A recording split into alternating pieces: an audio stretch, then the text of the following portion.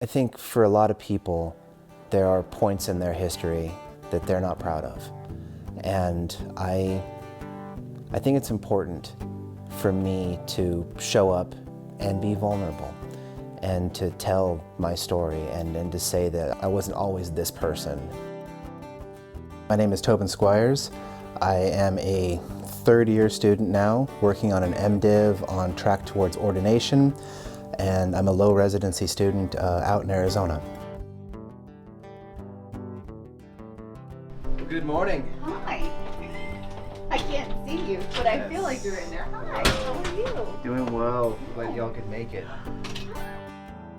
There are no straight paths to seminary, I would say. Everybody has a long, winding road they take to get to this kind of a place. Everything he's done has kind of like led him up to this, and it made perfect sense when he said that. I was like, oh, okay, sure.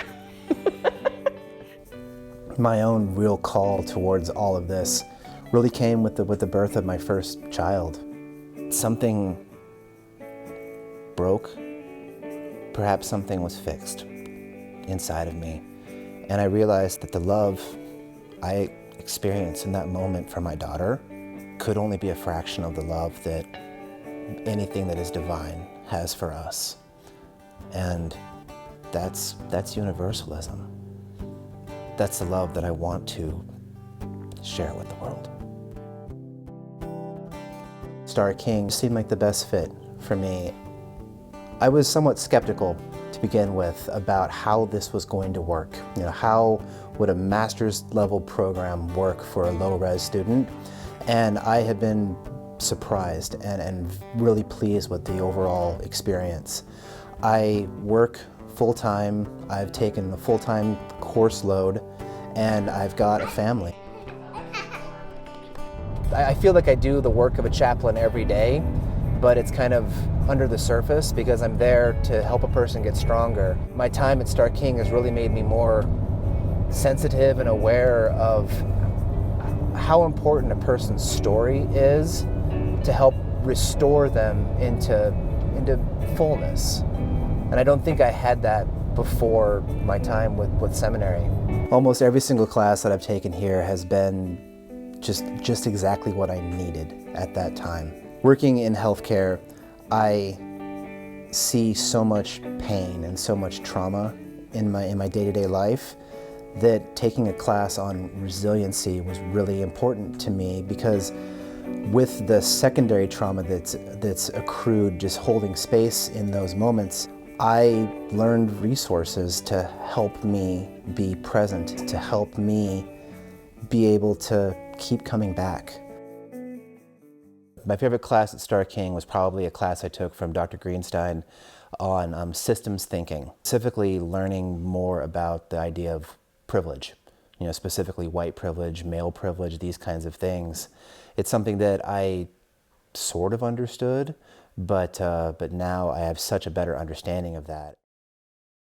When I was in high school, I worked as a line cook at a 24-hour restaurant. Most of the guys in the kitchen were a little bit older than me, and they were not ashamed to have white laces in their black Doc Martens and to use all manner of just horrible language about the bussers who were Hispanic. It was a white supremacist mentality, and it became a part of me. You'll be able to see in this picture here, this is before a dance. I'm in a shirt and tie and jacket and slacks and a rebel flag baseball cap. And that's kind of who I was. I'm happy that I spent time in that world because I now understand the darkness that's inside of me.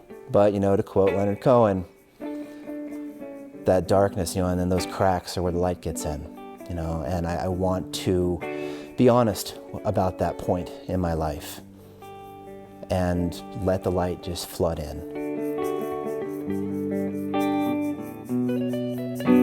As a white man, I have endless freedom in this world, okay? But just today, during one of our breaks, I was gently told that I was taking up too much space in this room. In the entire world, these rooms are the only place that I feel uncomfortable. And I keep showing up. I keep coming back. I keep coming here because there's more to learn. His experience at Starr King, I believe, has really softened him. He has gone from a very kind of crass blue-collar kind of guy to a very refined and thoughtful gentleman. But the things that haven't changed have been his integrity, his intelligence, his caring and kindness. And I feel like all of those together as he's grown through his multiple careers has really added to what he's going to bring to his role as a minister. I've been able to figure out what my path looks like. And I really appreciate the space that Starr King has given me to do that. And I don't know if that would have been possible at a different school. I am working on becoming a Navy chaplain. I really feel that the message of Unitarian Universalism needs to be heard by people who are doing difficult work. I want to be able to see people and hold them where they are. The points in my history that I spoke about, I'm not proud of, but the person that I am today and the person I'm becoming, I am immensely proud of. And I'm happy that my daughters won't ever know the person that I was, that they'll get to know this person. I think that perhaps my story might need to be told, that people might need to see this to understand the work that Starr King is doing and what can happen here.